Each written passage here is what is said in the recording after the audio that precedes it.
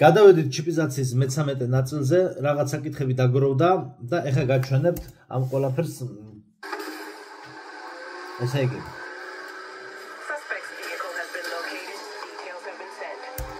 ეს ეხლა ვნახე ზუსტად ამ თამაშის ხმა არის, თამაშის გეიმპლეიდან. ერთმა ადამიანმა დამიკომენტარა, ეხლა აქ მე თამაშში ვერ შევალ, კომპიუტერი არ მაქვს, მთლიანად ვითამაშო და ის მომენტი რომ ვნახო, ვერ ვნახა, ამიტომ უბრალოდ გეიმპლეის გადავავლე თვალი. ეს გახლავთ თამაში კიბერპანკი 2077. Cyberpunk 2077. ხო და ჩიპიზაციის ერთ ვიდეოზე დამიკომენტარა მე მერვე ნაწილზე 15 წუთიან ქალაქებს, სადაც 15 წუთიან ქალაქებზე ვსაუბრობ. ესეთი კომენტარია რომ ლაშა Cyberpunk 2077 ნახე თამაშია. ზუსტად მაგ თამაშია ნაჩვენები თუ როგორ კეტავენ ქალაქებში ხალხს, რომ მომდევნო ქალაქში ვერ გადავად, თუ სკანერზე არ გაატარებენ მანქანას მთლიანად, გამოიყენაო იქ ერთი რაღაცას იზავს და Max-Tech-ის მაღალი დონის პოლიციის დრონი ყავთ დრონებიდან კი რობოტები. Max-Tech-ის მაღალი დონის პოლიციის დრონი ყავთ დრონებიდან კი რობოტები ჩამოხტებიან და წავა ერთი ამბები. ნახე ეგ სცენა, გამოგადგება რომ გაიგოს რასთან აქვს საქმე, ისე ვერ იგებენ და იქნებ ვიზუალურად მაინც აღიქვან რა მოხდებაო. ეხლა ეგ მომენტი რომ ნახო გეიმპლეიში, არ ვიცი 1-2 საათი შეიძლება დამჭირდეს და ხა მაგის დრო მე არა მაქვს მართლა. თქვენ თვითონ ნახეთ ან ვისაც აქვს ითამაშეთ და მაგრამ ყოველ შემთხვევაში თითქმის სიუჟეტი აღწერა. ამ ყველაფერს ჩვენ ნელ-ნელა უახლოვდებით, უბრალოდ ჩვენ თავარი რომ თვალყური ვადევნოთ. რაშიც საჭირო იქნება უარი თქვათ სისტემის რაღაც შემოთავაზებებზე.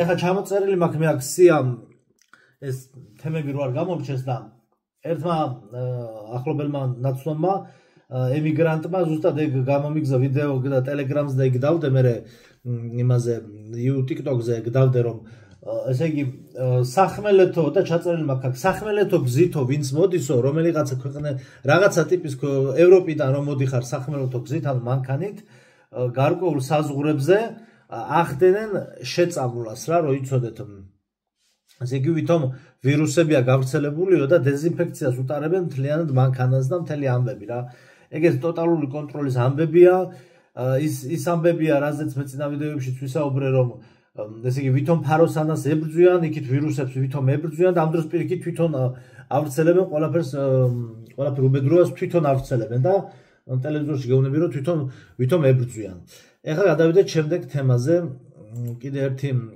სკრინშოტი შევინახე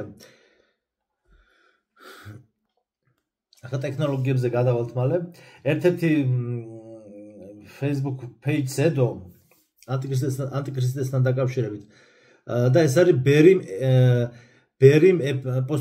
ბერი ეფრემ ფილოთეველის არიზონელის სიტყვებია ეს მაშ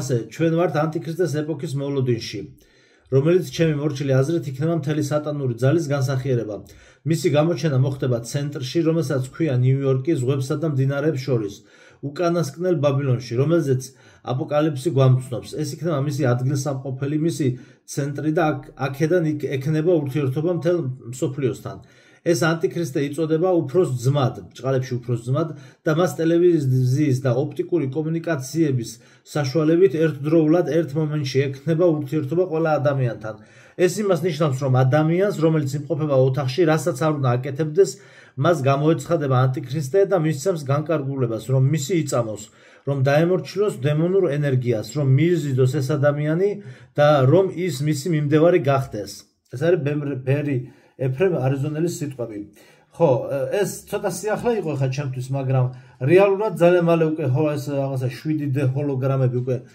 განვითარდება და ესე ვთქვათ შტეპცელიდან აი შტეპცელები რო იქნება უკვე სხვა ტიპის ის იქნება ელექტროგამყვანილობა და რამდენიმე სენსორი იქნება დაყენებული ახლა როგორც Wi-Fi-ის მოდემი გვიყენია და იქიდან რომელიღაც ეგეთი სენსორიდან და მოწყობილობიდან გამონათდება ეს ჰოლოგრამა და პირდაპირ განკარგულებას მისცემს და უკვე მაგაშია საქმე რომ აი ანტიქრისტე რო უკვე განკარგულებას მისცემს ხალხს რომ უკვე თაყვანისცენ მაგ დროისათვის კორპუსებში ხალხი ანუ ქრისტიანები აღარ უნდა იყვნენ მაგ დროისათვის კორპუსებში რა რომ ეს ჰოლოგრამა ვერ დაუკავშირდეს მათ ჩვენ ჰოლოგრამების კი არ გვეშინია და ანტიქრისტეების და ვიღაცების, მაგრამ ყოველ შემთხვევაში მაგ დროისათვის წესით და რიგით აღარც იქნება უკვე ანუ საზოგადოების მოაზროვნე ნაწილი აღარ იქნებიან უკვე ამ კორპუსებში.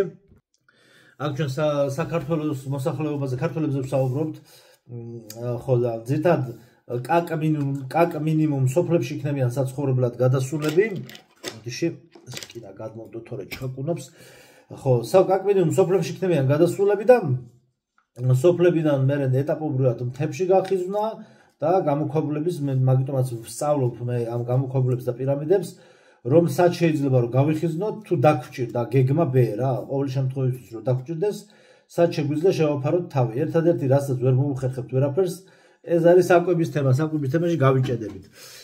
აუცილებლად გავიჭედებით და დიდი შემშულობა ჯერ მე რო ხო გველოდება და ეხა ხელოვნური შემშულებაც გველოდება. ასევე ვიტყვი მაგას რომ ხელოვნურ შემშულებასთან დაკავშირებით უკაი 20 დღესაც დავდე 30-35 ლარების ბალი, ალუბალი, ისა გოგრაბალი, უკვე 15, 20, 25 და 10 და 25 ლარამდე ავიდა ალუჩის ფასი. ნუ ეხლა იმაზე აღარ ვლაპარაკობ. ხორცპროდუქტების ფასები როგორ არის და ასე შემდგომ და ეს ყველაფერი გამოწვეული არის იქიდან რომ ტრამპი რო სანქციებს უწესებს ვითომ ჩინეთს და ვითომ იმას და ვითომ ამას ეს კომპანიების და ქვეყნების ვითომ ეკონომიკური ომი რომ მიდის სიდამლეში ყველაფერი არის წინასწარ გაწერილი გეგმა რათა მოახდინონ ესე ვთქვათ ინფლაცია პირველ რიგში დოლარისა და ევროს ინფლაცია და მე წინა ვიდეოშიც ვისაუბრე რომ ერთადერთი პლუსი ამას შეიძლება ის ჰქონდეს რომ ემიგრანტები ჩვენი ემიგრანტები იძულებულები გახდნენ და ჩამოვიდნენ დაბრუნდნენ საქართველოში, იმიტომ რომ აქ ძალიან დიდი ბრძოლა და ომი გველოდება ჩვენ ესე ვთქვათ შიმშილის წინააღმდეგ და მიგრანტების წინააღმდეგ, რომელიც ეს შავი ხალხი რო არის შემოსული.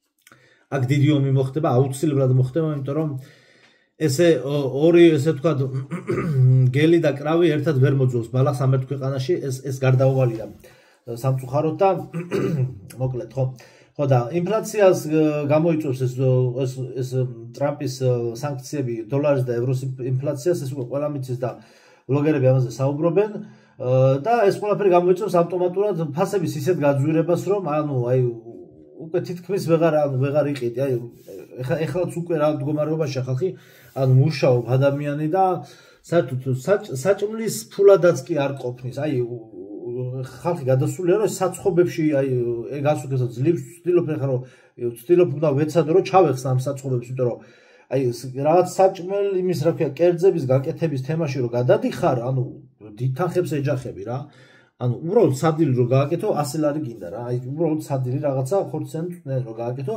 ჩვეულებრივად 100 ლარი გინდა რა ხო და ეს ფასები იმდენად იმატებს და იმატებს რომ ეს გამოიწვევს შიმშილობას და ეს დაგეგმილი არის. ნუ მე ერთ-ერთ ვიდეოში ვუსმინე რომ ეს სტროგად და მკაცრად საუბრობდნენ რომ აი შიმშილობა 2027 წელს იქნებაო. ეხლა მე რა ვიცი ხა შეიძლება ერთი წლით ადრე თუ რა ვიცი შიმშილობა უკვე დაწყებულია უბრალოდ რა ეტაპზე იქნება პიქს მისული რა ეტაპზე მივა პიქში ეხლა ჩვენ რა ვიცი ხა 2027-ში თუ 28-ში რა მნიშვნელობა აქვს ფაქტია რომ იქნება მივდივართ მაგზას ვადგავართ.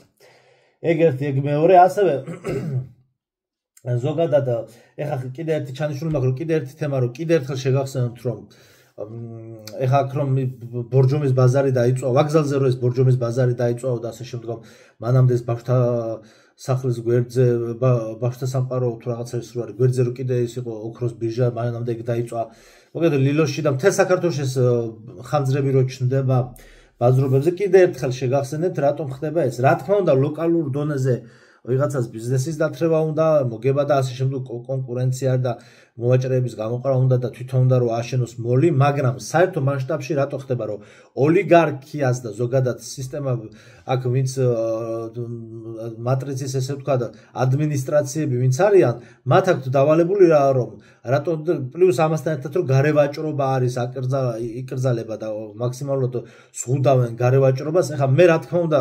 ყველანი ვართ მომხრები იმისთვის რომ რაღაცა ნაგავში და ტალახში არ იყიდებოდეს იმის რა ქვია ნაგავში და ტალახში არ იყიდებოდეს რა ქვია მანდარინია თუ ხილია თუ ხორცს ბუზები არ უნდა აჯდეს ბაზრობების და ასე შემდგომ და უნდა იყოს ჰიგიენური ნორმები დაცული და ჯობია შენობაში იყოს მაგრამ რა თქმა უნდა ჯობია და შეუშვის რა ქვია მოვაჭრე შიგნიდან ნუ დაუწესებ ისეთ გადასახადს რომ არ დაახჩო რა ხო ხტები ამ თვითონაც დარჩეს მაგრამ ეს რა თქმა უნდა 2x2 4-ია ყველას ესე ურჩევნია რა თქმა უნდა მაგრამ იქ იმიტომ ვერ შედიან ხე მოლებში რომ იმხელა გადასახადები აქვს რა ეხ მაგალითად ახლა აი დავიღოთ ელემენტარულად თბილისი გალერი რა აი თბილისი გალერი არის უბრალოდ ჯერ მარტო შედიდათ აი დატკბის სანახაობით რა ევროპაში ხარ ჩვეულებრივად ევროპაში რაც არის იგივე დონეა და ზოგიერთ ქალაქზე მეტად უფრო მაგარი დონეა მაღაზიების და ბრენდების და სტრაფიკების ობიექტები აი თბილისი გალერი ესე იგი თავისუფლად ვინც არიცით ვინც ემიგრაციაში ვინც ხართ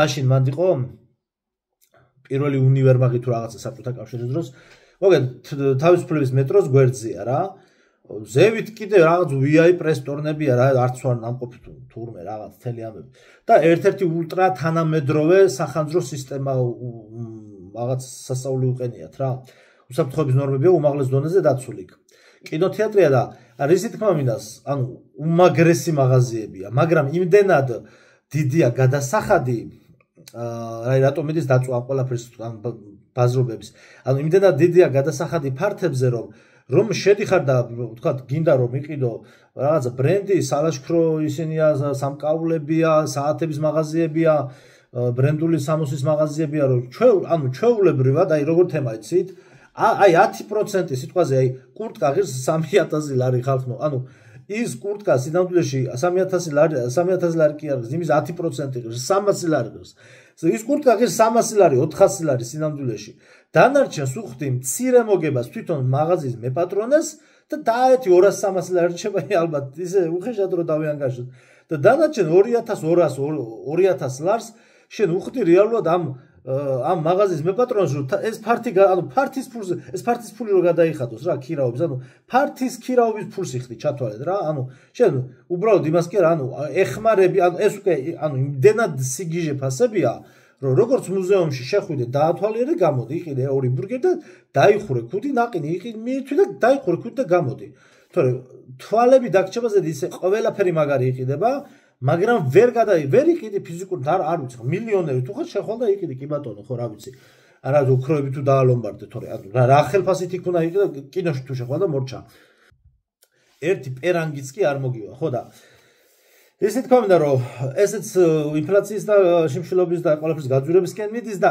იმიტომ ხდება ამ მოლების ანუ რა ხა ლილოშიც ახლა რამდენჯერ გაჩნდა ხანძარი კი გაყვანილობები ცუდია მაგრამ აგერ ნახეთ თუ ბოლომდე არ გადაწვენ ლილო რა და მე კიდე იქ მხელა შენობას ააშენებენ ყველაფერს გადაწვენ მოკლედ ადგილობრივი ბაზრები რაც არის ყველაფერს გადაწვენ იმისთვის გადაწვენ რომ მე აშენდეს მოლები და საერთო ჯამში შევიდა ანუ სავაჭრო ცენტრებში შეიყვანონ ეს გარემოვაჭრეები ეს ტოტალურ კონტროლს ექვემდებარება და მოქალაქეებს არ ჰქონდეთ ალტერნატიული საშუალება შეიძიონ სხვაგან პროდუქცია ანუ როდესაც ანუ ჩიპიზაცია რო ხდება ეს არის ჩიპიზაციის ნაწილი რა რომ შენ რომ ციფრულ ფულს და ხა ციფრულ ფულზე ვისაუბრებთ კიდე ანუ ციფრულ ფულზე თუ სიტყვაზე თქვი უარი ციფრულ ფულზე ხო და შენ გაქვს ბერკეტი ხამაზე რო უარი თქო სიტყვაზე იმიტომ რომ აი თქვა მოლში ხო სიძვირია თბილისი გალერეში და პერანგია ხო მაგრამ ადგები არ მინდა კაცო იმ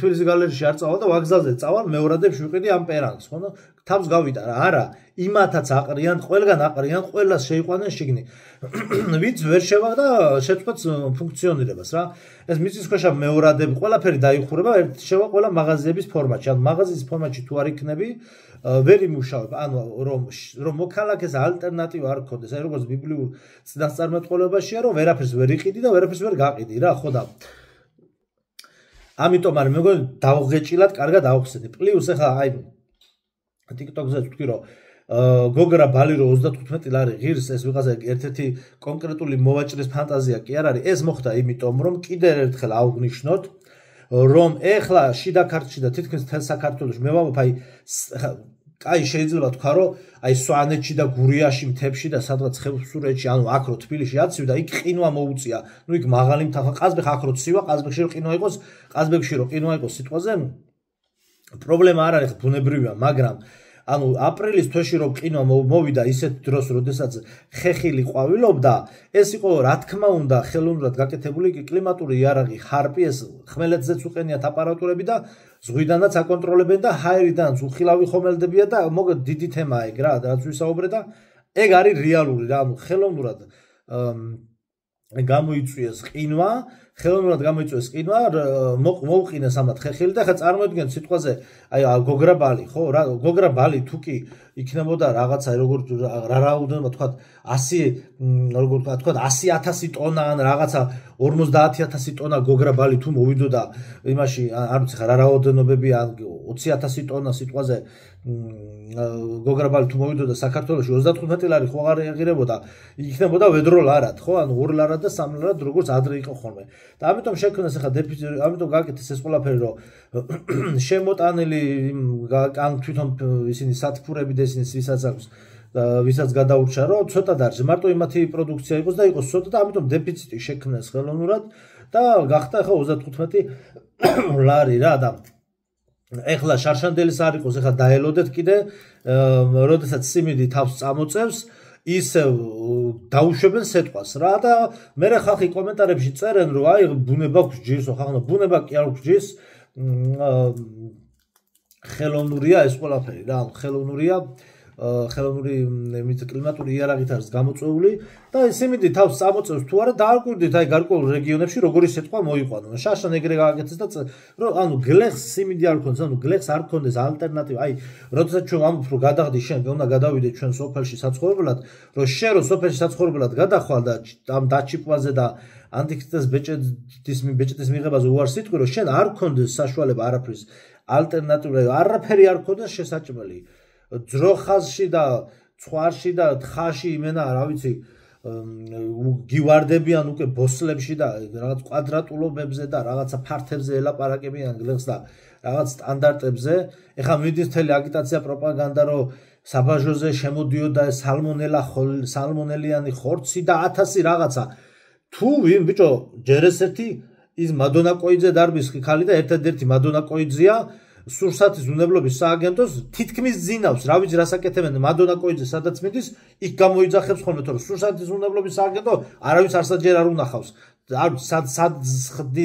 სად არიან რას აკეთებენ მადონა კოიძე დარბის და ამდენი წელია და გადაცემებიდან იქიდან გავიგეთ რომ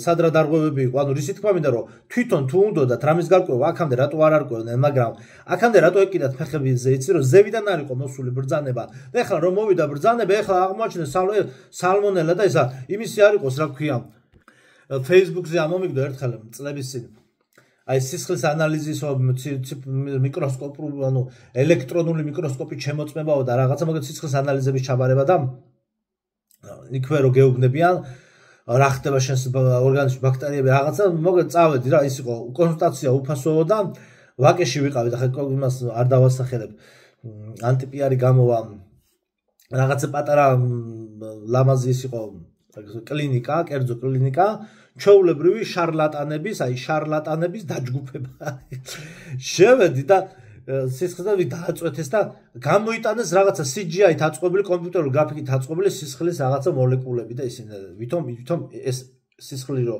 შეიტანეს იქ ისაჩვენეს ვითომ და აუფო ესე შემოიტყა შუბზე ხელი იმან ქალმა ექიმმა რას ლაპა დედამიწაზეო კავჭა აი თითქმის ესემით რომ დედამიწაზეო თუკი სტაფილოკოკიო, თუკი ბაქტერიაო, თუკი რამე ვირუსი, აი ესე იგი დინოზავრების ეპოქიდანო, თუკი რამე ვირუსი დაბადებულად არსებულაო, ყველაფერი გაქვს სისხლშიო, ქოლესტერინის ხო აღარ ვლაპარაკობო. ბიჭო, ერთი 40 კილოთი ისა ვარ სტანდარტზე მეტი კაცო და ქოლესტერინი რომ მაგაზ რა დიდი მიხვედრა უნდა და ბაქტერიები, თუკი რამე არ ვიციო შენ რა გეშველებაო რა და უცებ ადამიანს ვაკითხოს, აბა რა უნდა ვქნა მეთქი და ნუ რა ვიცი ხა ჩვენ იმას ვყიდითო რა ბალახეულ ნაყენებსო და რაღაცა და კაი მეთქი ვიყიდი და 100 ლარს ვიყიდე და ისეთი აი ჩოლული ჭაობის წყალი იყო ერთი ოჯე დავლე და გადავყარე და გადავასხე ყველაფერი და იცით რითი მივხვდი რომ ანუ იცით რითი მივხვდი ხალხმა რომ ჩვეულებრივი თაღლითური იდიოტური თაღლითური სქემა იყო რომ ახლა ჯერ ჩვენ ადამიანი მანახეთ ის რო არის რა ქვია ამერიკული ფილმი რო არის ამერიკული ფსიქოპატი პატრიკ ბეიტმენის პერსონაჟი რო არის ის რო თავს რო უვლის აი გაზიპინებული რო არის ტიპი ახალგაზრდა მამაკაცი ის რო ის პატრიკ ბეიტმანი ისიც კი რო შეამოწო იმასაც აღმოუჩენ კაცო ბაქტერიას და ვირუსს და რაღაცას ყველა ადამიანის ორგანიზმში ეს ჩვეულებრივი მოვლენაა ხო და რო გამოვედი სალაროში და მეთქი უნდა ვიყიდო ესენ მეთქი თან მიმღები ადმინისტრატორი გოგო იყო და თან უკანელაგა ეს რაღაცა იდიოტური ვითომ ბალახეული სითხეები და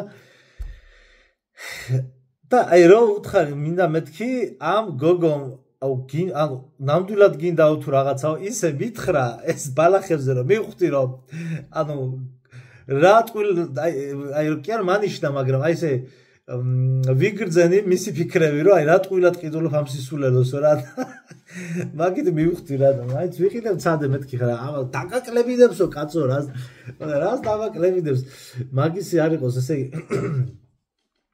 და მაგ ბაქტერიების არ იყოს ეხლა რო აღმოაჩინეს ქათამშრომლებში სალმონელა და ესა მართლა რო გასაკონტროლებელი იყო მაშინ ანუ ყველაფერს პირიქით აკეთებენ ანუ რაც გასაკონტროლებელი იყო დამოუკიდებელი ჟურნალისტი და ექსპერტი მადონა კოიძე გარბოდა აქეთ იქით სურსად უნემობლობის სააგენტო იმ ესე ვთქვათ კონტროლს არ ახორციელებდა რაც ევალებოდა რეალობა ეგ არის რაც ევალებოდა იმას არ ახორციელებდა ეხლა დაიწყეს კონტროლი ციფრული ფული რომ მოგვადგა ეხლა აღმოჩნდეს ბაქტერიები მანამდე არ იყო არ იცოდე რა შემოდიოდა და რა არის ნარკოტიკების არ იყოს ბარიგებს რო დაძდან კაცო გასაგებია კარგია ყველანაირადისა მაგრამ ყველაფერი იცის ხახნო ყველაფერი იცის და ხა მე შემოაქვს ეს ნარკოტიკი ვის შემოაქვს ეს ნარკოტიკი ვისაც შემოაქვს ისინი გააჩერეს საზღვარს და ისინი დაიჭერეს სანამ რეალიზებას მაგრამ ხო იცით რაც ხდება და როგორც ხდება ქვეყანაში ხო რა ამიტომ ეს არის დიდი თავის მოტყუება და თვალებში ნაცრის შეყრა როდესაც ჩახედავს სისტემას შიგნით რა ხდება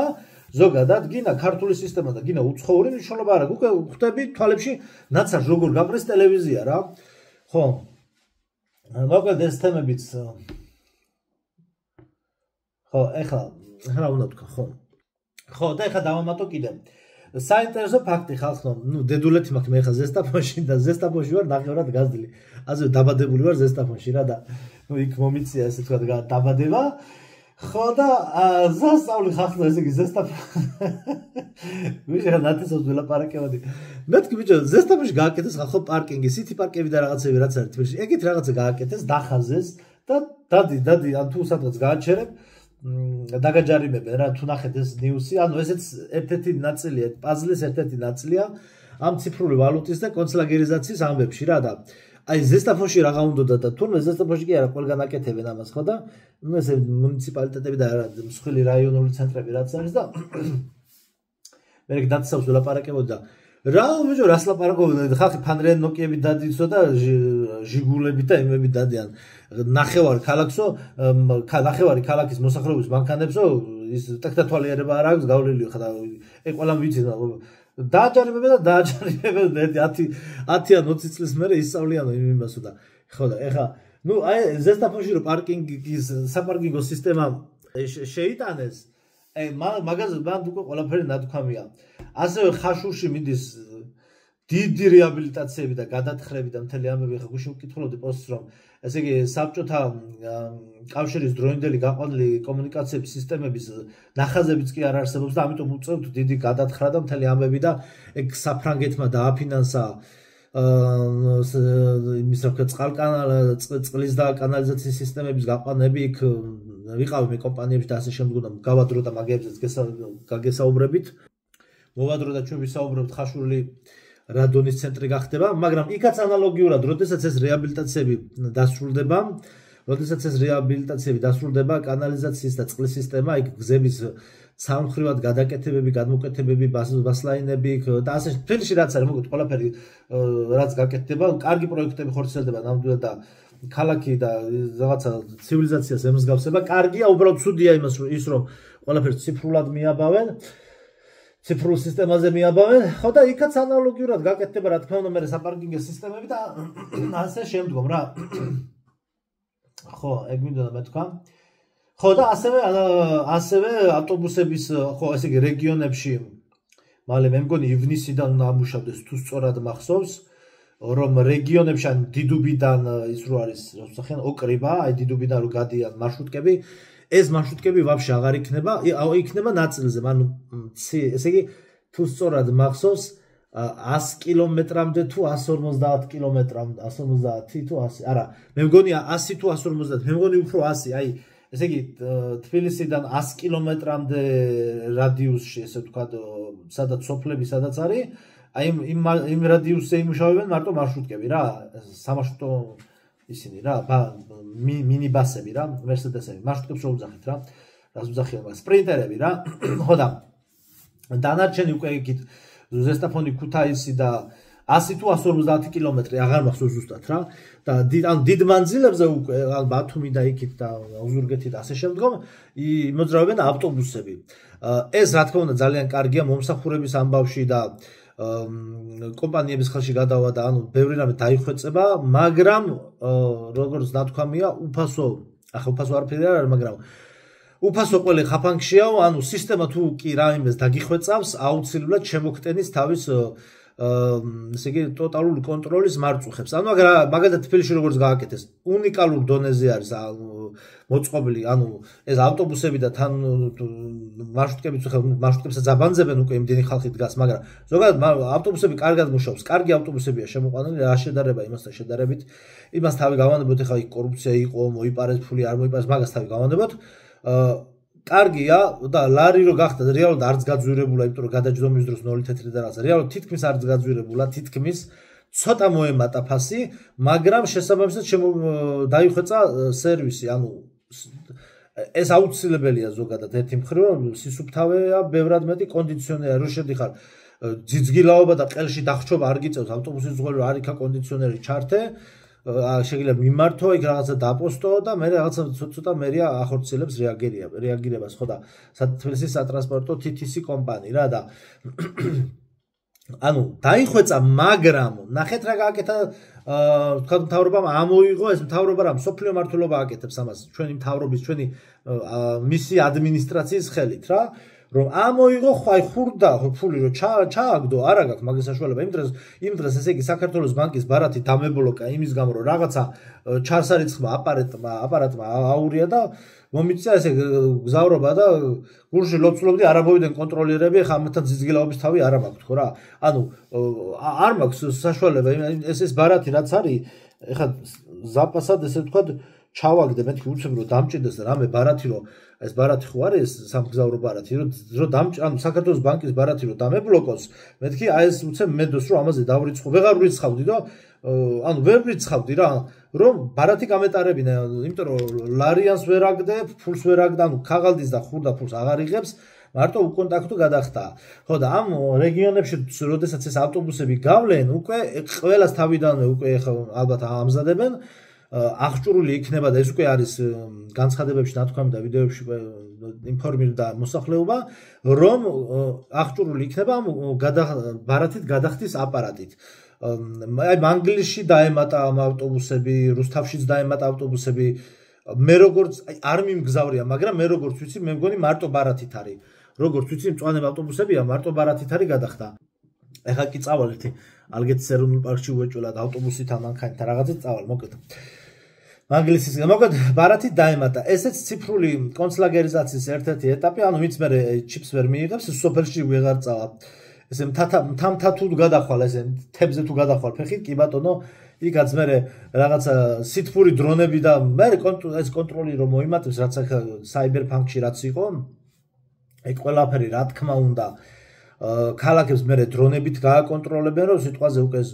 ვინც არ არის დაჩიპული აი თქვა მარტყოფის მხრიდან თბილისის ზღვის მხრიდან იქიდან ვიღაცა არ შემოიპაროს ანუ 15 წუთიან ქალაქები რო გაკონტროლდება და რაღაცა მე კი ვეღარ გაშემოიპარები და გადაიპარები და აგერ იმიტომაც იყო ეს შავნაბადეს მთები რო გადაწვეს რატო გადაწვეს ყველანაირად მოპარსავენ გარშემო ტერიტორიას და იფრენენ დრონები რა, დრონების შემოუკეთავს მთავრობა და ეგრეა ხალხო, აი წარმოვიდეთ, ეგრეა, აი უბრალოდ გულდასაწყვეტია და გულის ამრევია ეს ყველაფერი, ის რომ შოვის ტრაგედიის დროს, აი ნახეთ რას ვამბობ, შოვის ტრაგედიის დროს, ანუ რას ვამბობ, რომ ზოგადად მთავრობა არ არის თვითმყოფადი, ნახე შოვის ტრაგედია რომ მოხდა და გვარცობი ჩამოწოდა რაღაცა, ხალხი ესე იგი ხელები, ზომბები ვიტაემათ, ზოგ ხელები რო უჩადა და ზოგ სტალახებში რო ეძებდნენ, ანუ ხალხო, როგორ შეიძლება სითფური დრონი, აი ხა მინდოდა ძალიან მინდა ყიდვა სითფური დრონი 26000 ლარი ღირს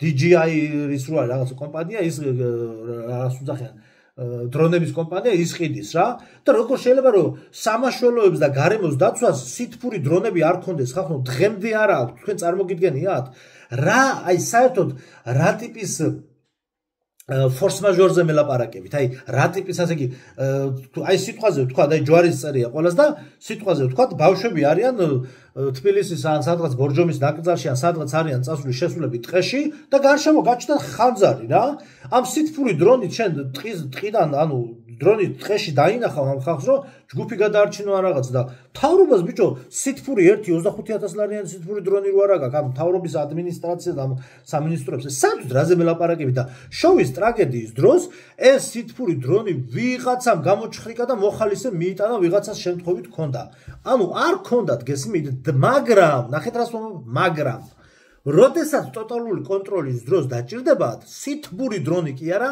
ტრანსფორმერები ეყოლებათ ანუ შენს დასახრეტად დასაბრედად საშიმშილოდ იმისთვის რა ქვია რო არ გაგიშვალ შეგზღუდ ყველაფერი ექნებათ რაც დაჭირდებათ მაგრამ შენ როცა გიჭირს და გადაიმის ესპანეთში რო გაგიჟდა ხალხი გამდენ გადასახადებს ვიხდითო და ისა რა ქვია წყალდიდობა რო იყო შაშა და მეფე და დედოფალი სიმბოლურად მონარქები რო მივიდნენ და დაშავებულებს თავზე ხელებს უცავს უნდადნენ და კინაღამ ჩაქოლეს ძვლის გამოასწრეს.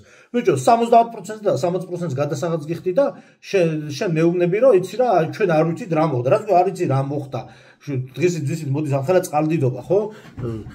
იმაში რა ქვია პარკინგზე დაიხჩო ხალხი 2000 კაცი მარტო მიწისქვეშა პარკინგებზე მოლებში ხო და ეგრე არ არის ხო ხტები ეგრე ანუ ეს ნიშნავს იმას რომ შენ ხარ ჩემს წინააღმდეგ და თუ შენ ჩემს წინააღმდეგ ხარ როგორც წინა ვიდეოში ვისაუბრე მაშინ მოსახლეობა მე ავდგები ჩავკეტავ საზღვრებს და ის რო არის რა ქვია ნათქვამი რო არის ორნი შევალთო და ერთი გამოვალო რა აი ეხლა ჩვენ ორნი შევალთო და ერთი გამოვალო ჩავკეტავ საზღვრებს და გავხსნილი მოკას და ყველანი ერთად ავფეთქდეთ მაშინ მაგის დედაც ვათერ ანუ რაც ქვია კაცო მე როცა მიჭირს დრონი არა გაქვს და ესე იგი როცა ტოტალური კონტროლი დაგჭირდება ყველანაირად აი ულტრა თანამედროვე დრონი გექნება ლაზერები სკანერები ყველაფერი რო ესე ჩაყენებული იქნება აი რაც ფილმ ტრანსფორმერებში რო არის ტექნოლოგიები და უაი ფენტეზი ჟანრის იმაში რაც არის ყველანაირად დახუცილი დრონი გექნება ანუ ჩემს წინააღმდეგ გააქვს დრონი და ისა ანუ როდესაც დაგჭირდა რომ მე ხორცის ჭამა ამიკრძალო ახლა აღმოაჩინე სალმონელა და წინა 30 წელიწადი ფეხებზე გეკიდა ხო მანამდე არ იყო სალმონელა ანუ ხო ხვდებით აი ეს არის როდესაც ამ რეალობას აი ნახეთ ხახნო რაშია საქმე მთავრობის და პარტიების სულილებაში კი არ არის ხსნა და გადარჩენა და ხსნა ანუ სოციალურ დონეზე არის ის რომ აი ამ ყველაფერს როდესაც შენ გაიაზრებ მიხვდები რა ხდება სინამდვილეში იქამდე ხარ მძინარე ზომბის პოზიციაში ამიტომ უნდა ძნელი ამ ხელა ინფორმაციების გადამუშავება მაგრამ მეც არ მეხალისება მეც ახლა წავიდოდი დავიწყებოდი კაფეში და მოწრუპავდი ყავას რაზე ვიშალო ნერვები მაგრამ ეს არის ეროვნული დონის საფრთხეები რაც საზოგადოებამ და აღმოაჩინოს და დაანებეთ ხახნო ამ რუსთაველზე სირბის თავი გაანებეთ რუსთაველზე არ წყდება ქვეყნის ბედი წყდება ჩვენს გონებაში რუსთაველი არის ჩვენს გონებაში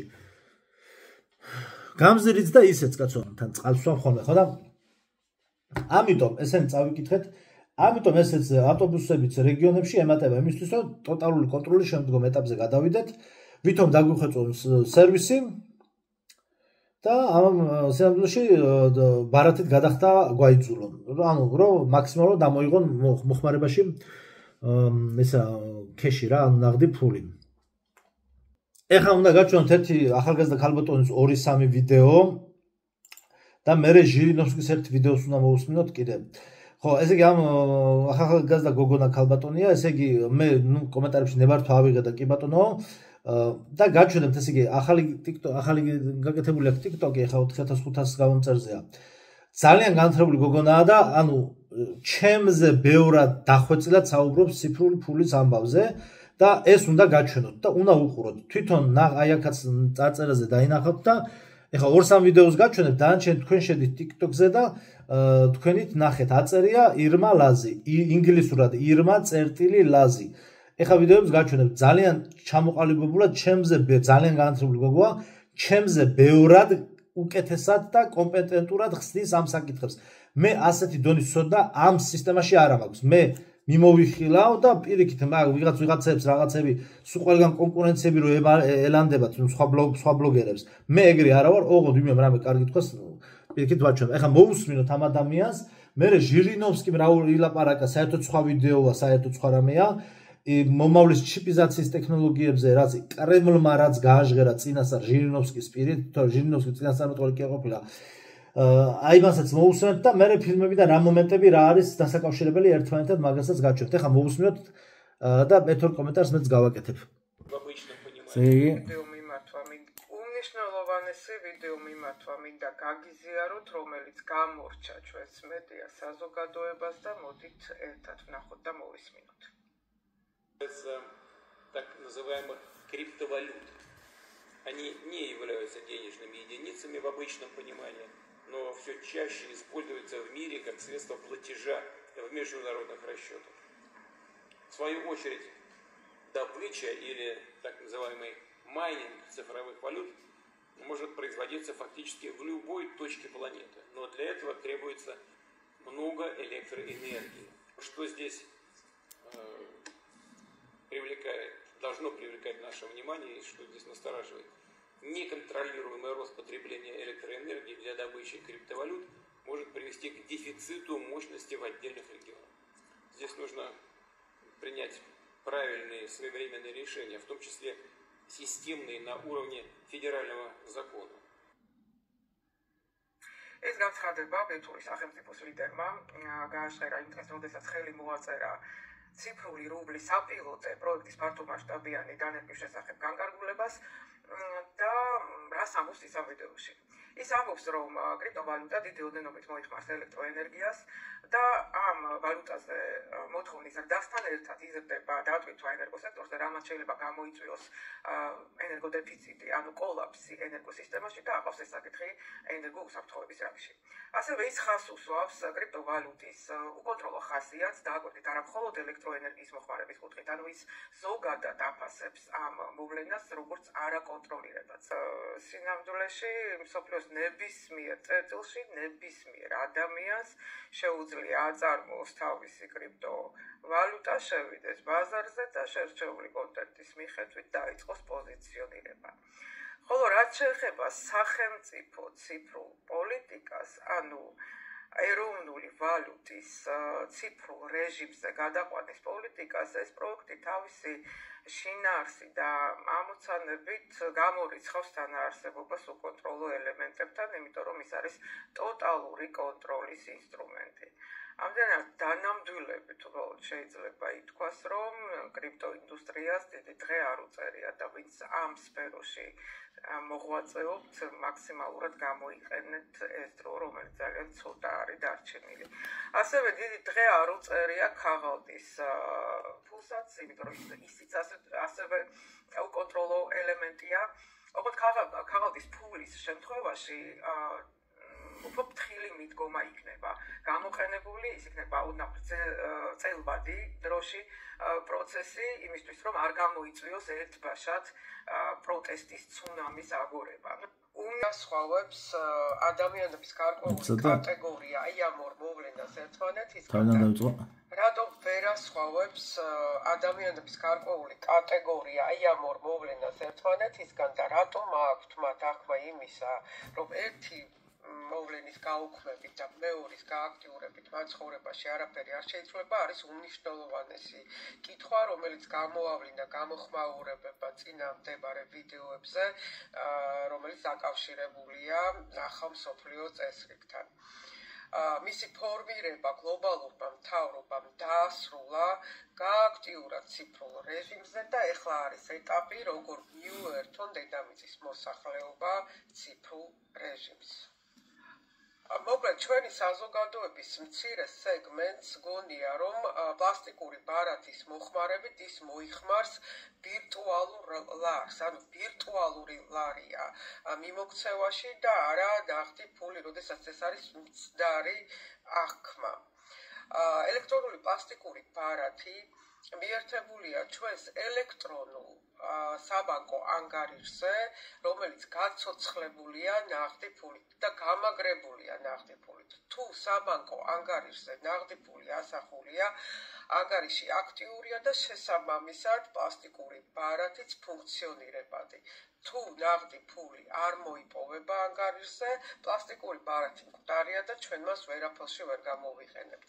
ანუ აი ამ კომბინაციაში, აი ამ მიქსში ელექტრონულ ბარათსა და ნახტფულს შორის მთავარი პერსონაჟი არის ნახტი ფული. ის მთავარი ფიგურა არის, რომელსაც ჩვენ გავკარგავთ ჩვენი შეხედულებისამებრ, რაც წარმოადგენს ჩვენს პერსონალურ მატერიალურ სუვერენიტეტს. ამდენად ყველა მანიპულაცია მოქმედება, რომელსაც ჩვენ ვახორციელებთ პლასტიკური ბარათის მეშვეობით, აისახება ჩვენი ნახტი ფულის რაოდენობაზე. ჩვენ ის ან გვაკლდება, ან გვემატება. რამ გამოიწვია მაშინ აი ესეთი მცდარი აღქმის გაჩენა? რა თქმა უნდა, პლასტიკურმა ბარათმა, ამ საგანმა, რომლის გამოც ჩვენ სულ უფრო ნაკლები შეხება გვაქვს ნახტფულთან და ის სწორედ ამ მიზნით დაინერგა. რა თქმა უნდა, ის ჩვენ შემოგთავაზეს იმ მოტივით, რომ ჩვენი ცხოვრების გამარტივებაზე ზრუნავენ, მაგრამ მიზანი ზუსტად ამ აღქმის გაჩენა იყო. იმიტომ რომ ელექტრონული პლასტიკური ბარათის ნახტფულთან მიქსი ეს არის ციფრული პროექტის ემბრიონი.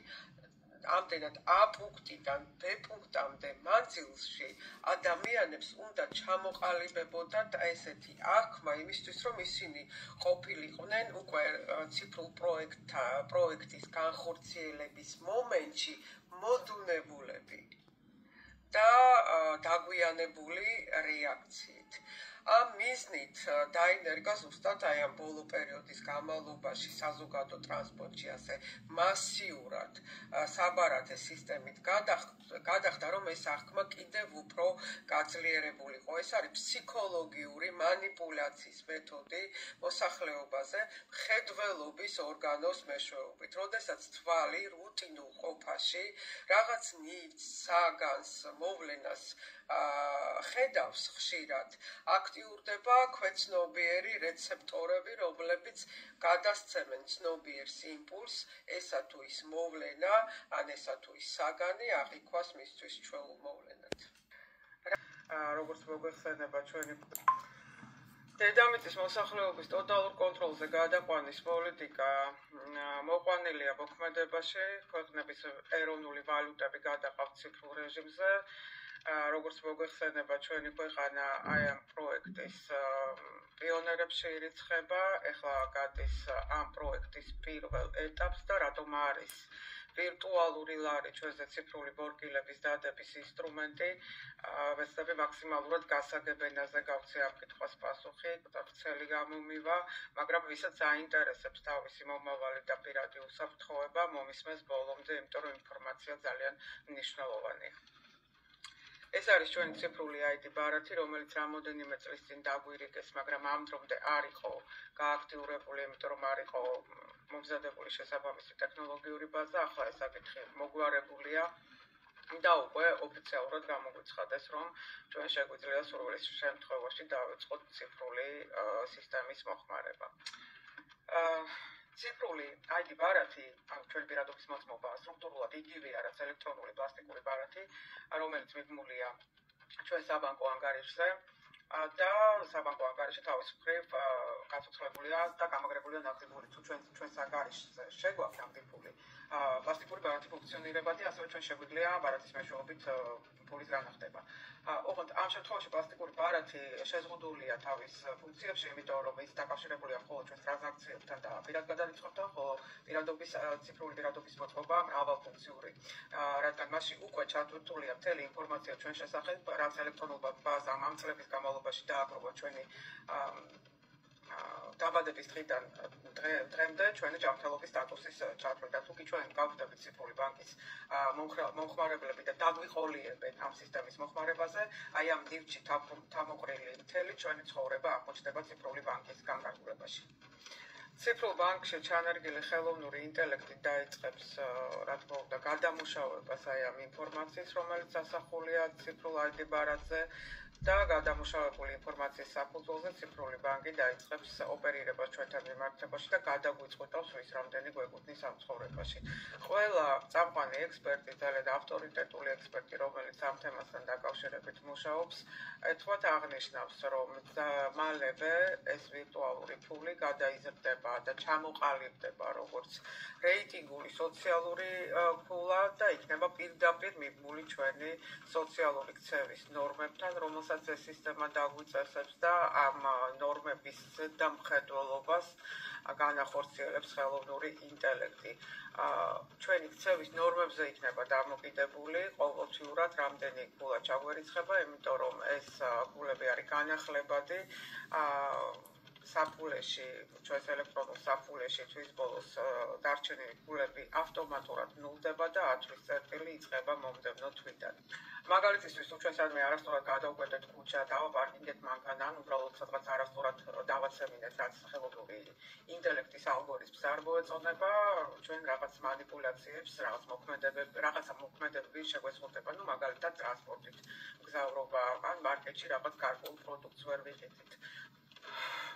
ამ ეპიზოდში უკვე ცხადია, რომ ყველანაირი კონფიდენციალურობა დარღვეულია, არ რჩება ჩვენ ცხოვრების არც ერთი სფერო ჩვენთვის ინტიმური, ჩვენ ვართ ტოტალური თვალთვალის სამიზნე, ჩვენი ცხოვრება არის ლიმიტირებული, ანუ მოქცეულია გარკვეულ ჩარჩოში, სადაც ჩვენ არაფრის დაგროვების საშუალება არ გვაქვს, თუ არ გვაქვს დაგროვების საშუალება, შესაბამისად არ გვაქვს წინსვლისა და განვითარების საშუალება და ყველაზე მთავარი ჩვენი პირადი უსაფრთხოება, რომელსაც წესით ჩვენ უნდა გავკარგავდეთ და რომლის გარანტიც არის თავისუფალი ჩვენი მატერიალური რეზერვი და რა არის მატერიალური რეზერვი, ეს არის ნაღდი ფული, რომელიც გვაძლევს ჩვენ შესაძლებლობას ექსტრემალურ სიტუაციაში ჰქონდეს მოქმედების თავისუფლება, ეს ყველაფერი იქნება ციფრული ბანკის ხელში, იმიტომ რომ ჩვენ უკვე შევღავით მას, თუ შევყვებით მას, ეს ყველაფერი იქნება მის ხელში.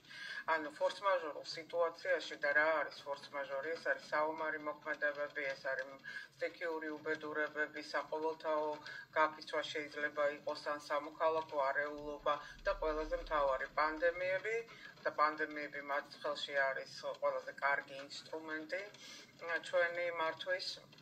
ჩვენ სრულად დავკარგავთ უფლებას საკუთარ თავზე და თვითონ ეს სისტემა გადაწყვეტავს, ვინსაც შევხაროს, სად გაგვიმწესოს ადგილი და საერთოდ როგორ მოგვექცეს.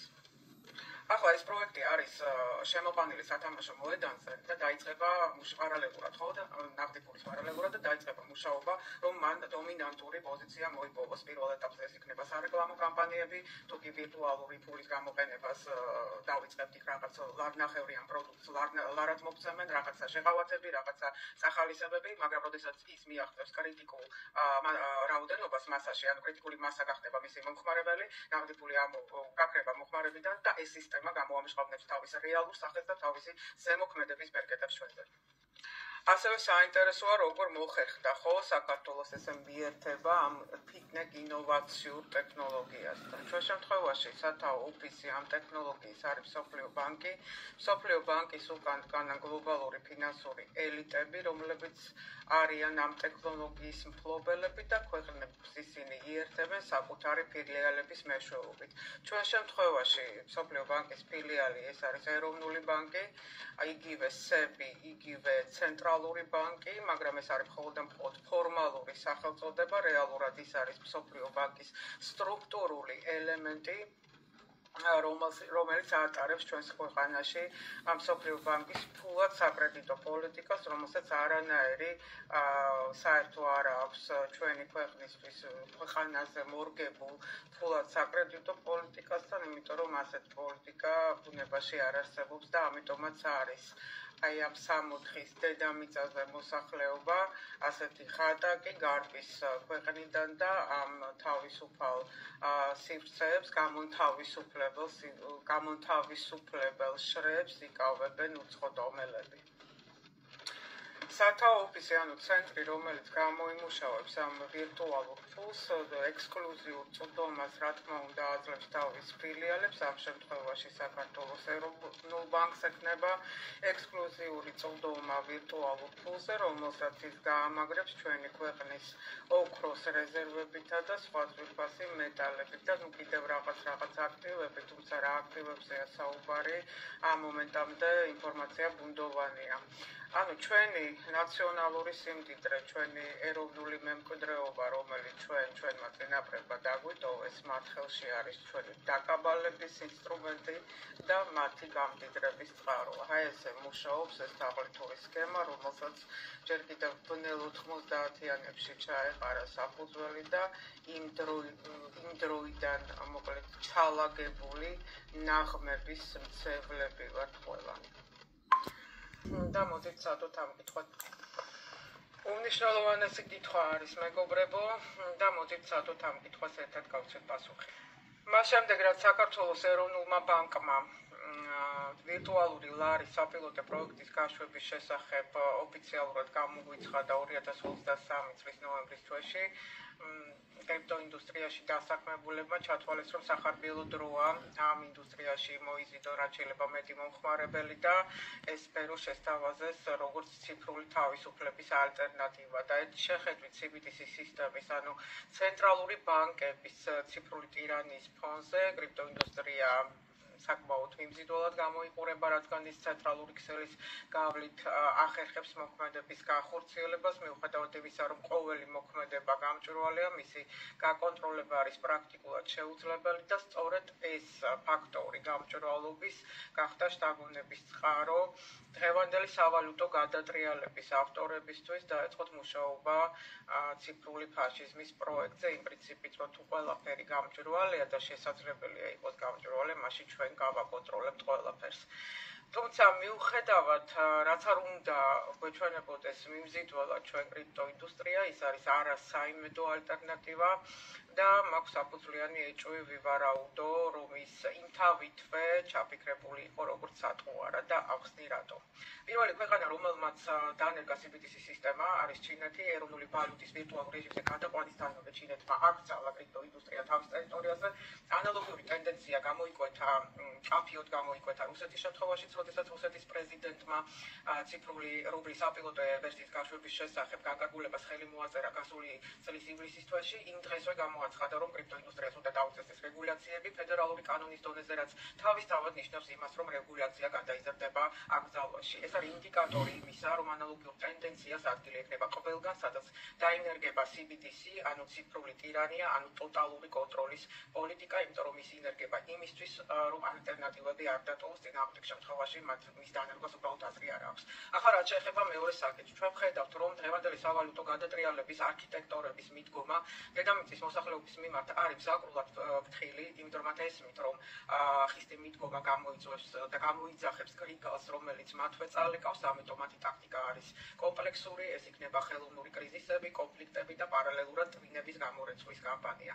ჩვენი თავისუფალი ნება, ჩვენი მოქმედების თავისუფლება, ჩვენი თავისუფალი მატერიალური რეზერვი, ეს სამივე კომპონენტი უნდა გამოცხადდეს კაცობრიობის ისტორიაში ყოველივე ბოროტების სათავედ და ეს ციფრული საკონცენტრაციო ბანაკი უნდა გასახდეს ყოველივე სიკეთის სათავედ და როდესაც ამ პროპაგანდის მიმართ მიმღებლობა გაუჩნდება კრიტიკულ მასას, ისინი უკვე გადავლენ ციფრული პორტილების დადებაზე. ამიტომ ჩვენ გვესმის ამ მოვლენის შინაარსი და შესაბამისად აი ამ ფრთხილ მიდგომას ვიყენებთ ჩვენ სასარგებლოდ, ჩვენი წინააღმდეგობა უნდა იყოს რაფინირებული, ჩვენ აბსოლუტურ იგნორირებას ვუწევთ შემოთავაზებას ციფრული ბანკის მოხმარებაზე, განვაგრძობთ ჩვეულ რეჟიმში ცხოვრებას, შვიდად განვაგრძობთ ცხოვრებას და მაქსიმალურად მივმართავთ ნაღდი ანგარიშწორების მეთოდს, რადგან თეშის მიმოქცევა აძლიერებს ეროვნულ ვალუტას და რა თქმა უნდა შეკავების ეფექტიც აქვს. დარწმუნებული ვარ, რომ ჩვენი ქვეყნის მაღალი კლასის ინტელექტუალურ ელიტას აბსოლუტურად გაცნობიერებული აქვს ამ მოვლენის მიზეზ შედეგობრივი კავშირი, თუ რა ძალის ბოროტება მოყვანილი მოქმედებაში და შეეცდება ყველაფერს იმისთვის, რომ დაიცვას საქართველო და დაწყებული საქმე მიიყვანოს ბოლომდე გულისხმობს სახელმწიფოს დაბრუნებას სამშობლოს სამსახურში. თითოეული ჩვენთაგანის სტრატეგიული ამოცანა უნდა გახდეს ჩვენი არსებობის ბუნებრივ გარემოსთან დაბრუნება, მიწასთან დაახლოება, რომელიც ხითი დღე შეიძენს თავის განუზომელ მნიშვნელობას ჩვენთვის. რა თქმა უნდა, ჩვენ ეს პროცესი ბევრად უფრო ადრე უნდა დაგვეწყო, მაგრამ შეგვიძლია ვიდრე არასდროს და ეს პროცესი ჩვენ უნდა დავიწყოთ მენტალური დეურბანიზაციით. ჩვენ უნდა თავვეხსნათ ამ დამოკიდებულებას ქალაქზე, სადაც ყველაფერი მოწამლულია ჰაერის საკვები, ანადგურებს ჩვენს ფსიქიკას, ანადგურებს ჩვენს ჯანმრთელობას და დისტანცირება აი ამ ურბანული გარემოსგან ჩვენ მოგცემს საშუალებას ციფრულ ეპოქას ნაკლები ზეგავლენის ბერკეტი ქონდეს ჩვენზე და ჩვენის მინიმალური დანაკარგებით გავიაროთ ეს პერიოდი, როდესაც ის დამთავრდება და ის დამთავრდება ძალიან მალე, იმიტომ კი არა რომ მე მინდა ასე, იმიტომ რომ ეს ისტორიული პრაქტიკით არის დამტკიცებული. ყოველივე ასეთი ანომალიური მოვლენა, რომელიც შუბლით ეჯახება კანონზომიერებას მარცხ ხდება. ასეთი ტიპის დაპირისპირებიდან გამარჯვებული ყოველთვის კანონზომიერება გამოდის და ბაბილონის გოდოლი თავზე ექცევათ მისი მშენებლებს. ჩვენი მიზანია უბრალოდ არ მოყვეთ მის ნანგრევებში. ამიტომ დავასახლოთ ჩვენი სამშობლო თავიდან, დავუახლოვდეთ მიწას, მასთან დაახლოება დაგვაახლოვებს ჩვენ ერთმანეთთან, ერთმანეთთან სიახლოვე გაზრდის ჩვენი უსაფრთხოების ხარისხი და ბოლოს მინდა ერთი დაკვირვება გაგიზიაროთ, რომელსაც დარწმუნებული ვარ თქვენს დაკვირვებულ ხართ და დამეთანხმებით, რომ ყველაზე იოლი სამართავი არიან მრავალრიცხოვანი ერები. რაც უფრო მრავალრიცხოვანია ერი, რაც უფრო მრავალრიცხოვანია ერი, მით უფრო იოლია მისი დამორჩილება, იმიტომ რომ ასეთ ხალხებს მონური მორჩილების ფსიქოლოგია ახასიათებთ. ყველაზე სიცოცხლის უნარიანი, ყველაზე ბრძოლის უნარიანი და ყველაზე მაღალი იმუნიტეტის მქონე არიან მცირერიცხოვანი ერები დიდი კულტურით, ამიტომ ვიყოთ თვითდაჯერებულნი, არ შეგვეპაროს ეჭვი ჩვენს უნიკალურობაში, წინასწარ გილოცავთ აღდგომას ჩვენი უძვირფასესი მაცხოვრის ერები დიდი კულტურით, ამიტომ ვიყოთ თვითდაჯერებულნი, არ შეგვეპაროს ეჭვი ჩვენს უნიკალურობაში, წინასწარ გილოცავთ აღდგომას ჩვენი უძვირფასესი მაცხოვრის წინვალე გამარჯვება სიკვდილზე. მშვიდობა გქონდეთ და შემოღუპონდეს. ციფრული ფაშიზმის ხუთწლიანი გეგმა დამტკიცებულია. 17 აპრილს საქართველოს იუსტიციის სამინისტრომ 2025-2030 წლების, ანუ ამ ხუთწლიანი დეკადის პერიოდზე გათვლილი ციფრული მმართველობის სტრატეგია დაამტკიცა და ის მმართველობაში გადაეცა ერთ-ერთ მაღალტექნოლოგიურ კორპორაციას, რომელმაც ტენდერში მოიგო. ანუ ეს კორპორაცია ახლა მუშაობს იმაზე, ალაგებს მოკლედ ციფრულ ამბებს, როგორ შეიყვანოს საქართველოს მოსახლეობა საკონცენტრაციო ბანაკში. საგულისხმოა, იცით, აი, უცნაურია, რომ ამ სტრატეგიის დამტკიცება მოხდა 17 აპრილს. იმ დღეს, როდესაც მართლმადიდებელი სამყარო აღნიშნავს დიდ ხუთშაბათს, ხოლოს ეიმობს მაცხოვართან ზიარების საიდუმლოებას ეზიარება და ამ დროს ხდება ფაშიზმთან კონტრაქტის დადება. ყველაფერი, რაც გარშემო ხდება, არის აბსოლუტურად მართული პროცესი. ეს ეკონომიკური ომები, ეს რაღაცა დეფოლტები, ყველაფერი ეს არის მართული და ეს დიდი სახელმწიფოები, რომლებიც ფინანსური ელიტებით იმართებიან, უბრალოდ კულტებს ათამაშებენ ერთმანეთთან, რომ ამ ახალ მსოფლიო წესრიგში წილები ის რამდენი წილი შეხვდეს რა ამასთან დაკავშირებით აქვს ბრძოლა გაჩაღებული თორე ის რომ დედამიწის მოსახლეობა უნდა შემოღობდეს გეტოში როგორც ღაზაში ყავდათ შემოღობილი პალესტინელები ამ თემასთან დაკავშირებით ამათ მეგობრებო არანაირი პრობლემა არ აქვს მე მგონი ყველაფერი გასაგებად არის ნათქვამი. ეხლა მოვნახოთ ჩვენ ჟირინოვსკის ვიდეო სად იყო. ხო და იქ რას გველაპარაკება, რას გვიყვება ჟირინოვსკი, აბა მოусმინოთ. სალავიოვთან იყო წლების წინ გადაცემაში და რასაც ვერ მიხვდებით გითარგმნით ახლა მეცა.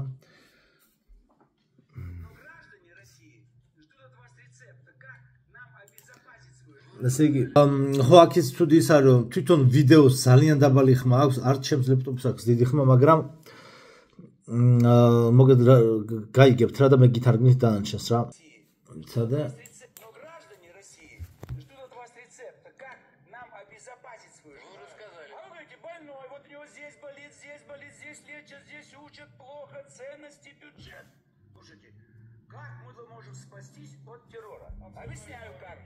И с этим граждане Европы наши не согласятся.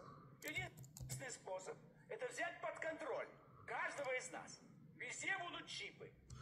ავიღოთ კონტროლი ყველაფერს და ყველას ექნება ჩიპიო. И полиция, вы не сможете уже обвинить, что он что-то проморгал. Все будет видеть и знать.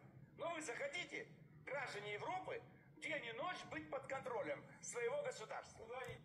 ყველაფერი კონტროლის ქვეშ იქნებაო და მოგეთ აქ იტყვის ისრაელის ერთ-ერთ სპეცსამსახურების ერთ-ერთ ტექნოლოგიაზე იტყვის, რაც გამოყენებული არის შემდგომ, რაც გამოყენებული და ნაჩვენები იქნა ფილმ ბეტმენში ადრე, ეხლა გაჩვენებთ.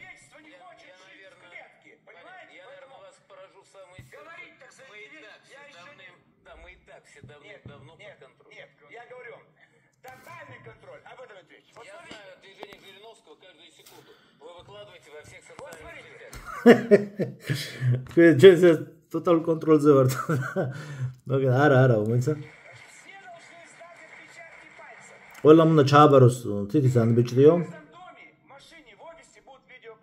ყველგან მანქანაში, ოფისში ყველგან იქნება ვიდეო კამერაო.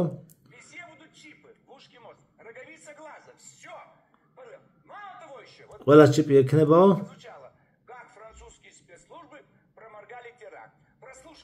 ბოდიში ფრანცუსკი, ფრანგებიზე თქოს, მე ისრაელის მახსოვდა.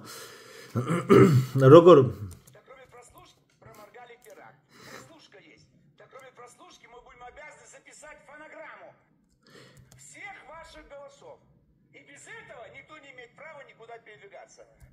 აიგეთ, ესე იგი, ხმის ფონოგრამებითო საფრანგეთის სპეცსამსახურებმა როგორ აღკვეთეს თუ რაღაც გააკეთეს იმაზეო, ტერაქტზეო რა.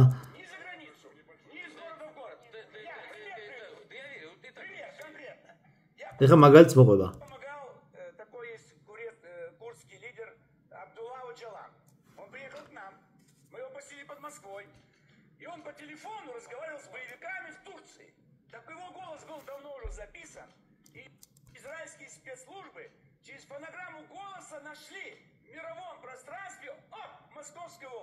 ანუ ხო, აი სწორად მახსოვდა.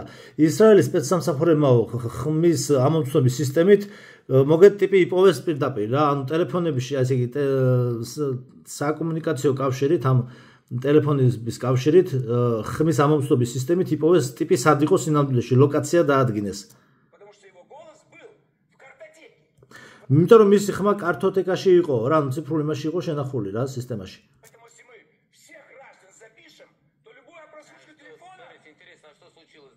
ანუ აქ არის საუბარი, რომ თუ კი ჩავწერთო ყველა მოქალაქის ხმას ჩავიწერთო, ეხლა წარმოიდგინეთ თვითონ პოლიციას ტელეფონის ნომრები, რეალური საცხოვრებელი ადგილები მაგაზე დაიარეს, შეყვანილი აყავთ მონაცემებში, პლუს ფოტოები ყველაზე აქვთ რამდენჯერმე გადაღებული და პლუს ამ ეს ციფრულად შეტანილია და კიდე ამას თვითონ ხელოვნური ინტელექტი ამუშავებს შენს გავლის მანერას, ასევე იქ ქუჩაში რო გაივლი, ყველგან მოგეთ ამოგიცნობენ რა, სადაც არ უნდა იყოს.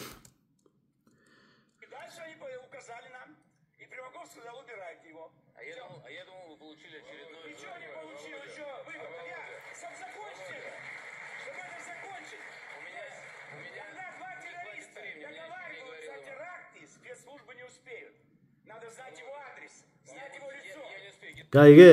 სპეცსამსახურები ვერ ასწრებენო რა რეაგირებას, უნდა იცოდეო მისი ხმაო, მისი სახეო, რომ ამოიცნო რა. ანუ რა თქმა უნდა, ჯერ ესეთი ტერაქტებს ვინც აწყო, ისე თვითონ მთავრობები აწყობენ, მაგათი მოგონილია ტერორიზმიც და ვითომ ტერორიზმის ამოსაცნობად, რადგან ეს სჭირდებათ, უნდა გააკონტროლონ ყველან. ხო ხვდებით რა, რაც წეგან იმ გოგონამაც ისაუბრა.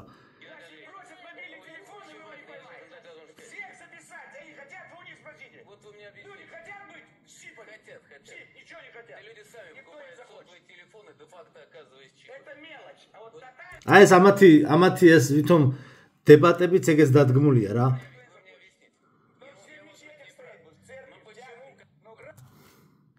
მოგეთ ხო გაიგეთ რაზე საუბარი. ეხლა გაჩვენოთ და ვამთავრებ ვიდეოს. გავთიშო, უნდა გაჩვენოთ ფილმი ბეტმენი. ასე იგი, რომელი ნაწილი გითხრათ ხო?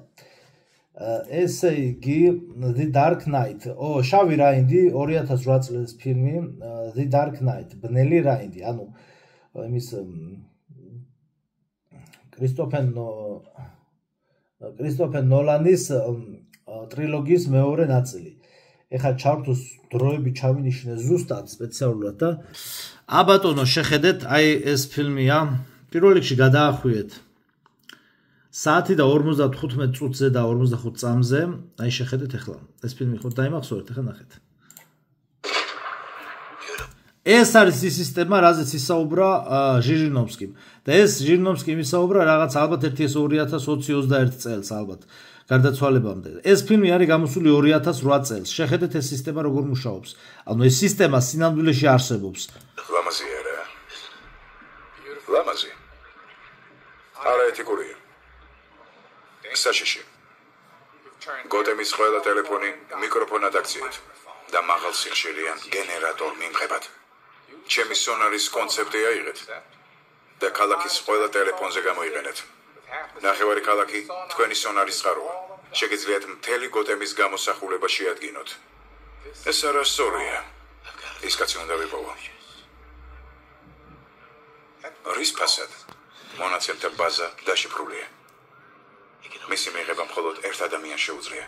ხო და მოკლედ ამას შემდგომ გამოიყენებს 206 ახლა ჩაწერილი მაქვს. აი აქ გამოიყენებს მე უკვე, აი ბატონო ბეტმენი იყენებს ამ იმას. კლოუნები მძევლები არიან. ანუ კავშირებს ან სატელეფონო კავშირი ასე თუ რაღაცა რადიო სიგნალს უშვებს და იქიდან აღიქვავს. წავიდა. აფეთქეთ და გერაღი დაღარე. ხაზი გაასუქეთ. აი შეხედეთ. ესე თქვა სათვალე უკეთია, სადაც იმ ციფრულ გამოსახულებას აღიქვავს იმ სისტემიდან თავის ბაზაზე რო აქვს ბეტმენს და ეს სატელეფონო ყველას ჯიბეში ვიდეოს ტელეფონი და ეს ტელეფონი უშვებს სიხშირეს, ხო ხვდებით რაც არის და გამოსახულებას აღიქვავს, ანუ თვალებ დახუჭული ხედავს ტიპი სად ვინ დგას და როგორ დგას და ასე შემდგომ რა. აი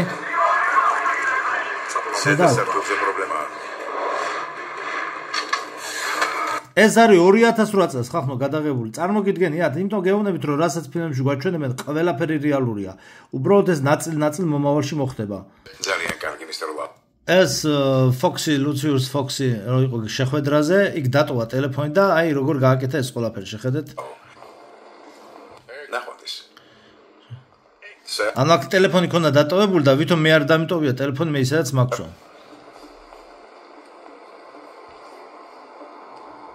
სპეციალურად გააჩალე ეს ტელეფონი დატოვა, რომ ამ გამოხსხივებით, რასაც ეს ტელეფონი გამოსცემდა, შემდგომ აღიქვა სისტემაში შენობაში, ვინ რამდენი დაცვა იქნებოდა და ასე შემდგომ რა. ანუ ჯაშუში ტელეფონი ესე ვთქვათ რა.